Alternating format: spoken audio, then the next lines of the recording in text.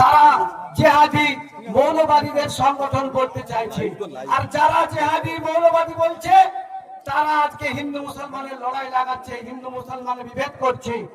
আর আজকে খাদ্দা ইমামের ছেলেরা আজকে তারা চাইছে আমাদের সুপ্রিমো ভাইজান সৈয়দ রুহুল আমিন সাহেবের যে নির্দেশ, যে যত হিন্দু মুসলমান বিভাজন ঘটাবেন রাজনৈতিক দলেরা, তারা যত চেষ্টা করবে হিন্দু মুসলমান ভাগ হয়ে এলাকায় অশান্তি হোক, আমাদের সুপ্রিমো ভাইজান বলছে তত আমরা কঠোর পরিশ্রম করব, হিন্দু মুসলমান আরো একত্র হয়ে ভ্রাতৃত্ববোধ হয়ে কাঁধে কাঁধ মিলিয়ে আমরা বাংলার ঐতিহ্য, ভারতবর্ষের ঐতিহ্য, ভারতবর্ষের সার্বভৌমত্ব, ভারতবর্ষের সংবিধানকে আমরা বাঁচাবো।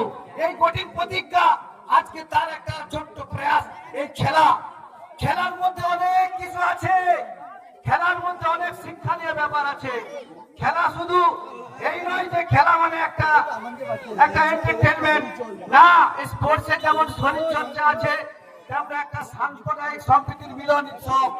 আজকে সমস্ত ধর্মের আজকে মিলেমিশে একাকার, কে হিন্দু কে মুসলমান, কোন টিম হিন্দু কোন টিম মুসলমান, আজকে সেটা বিভাজন রাখছে না। খাদ্দা ইমামের প্রচেষ্টায় আগামী দিন আমরা বাংলার অলিগলিতে এইভাবে আমাদের সুপ্রিমো ভাইজানের বার্তা ছড়াবো, যাতে করে হিন্দু মুসলমান আমরা পূর্বের ন্যায় আবার কাঁধে কাঁধ মিলিয়ে থাকতে পারি। আজকে এই বলে আমার এই ক্ষুদ্র বক্তব্য শেষ করছি। আইমা জিন্দাবাদ, খাদ্দা আইমা যুব ইউনিট জিন্দাবাদ, খাদ্দা ইউনিট জিন্দাবাদ, আর ভাইজান জিন্দাবাদ।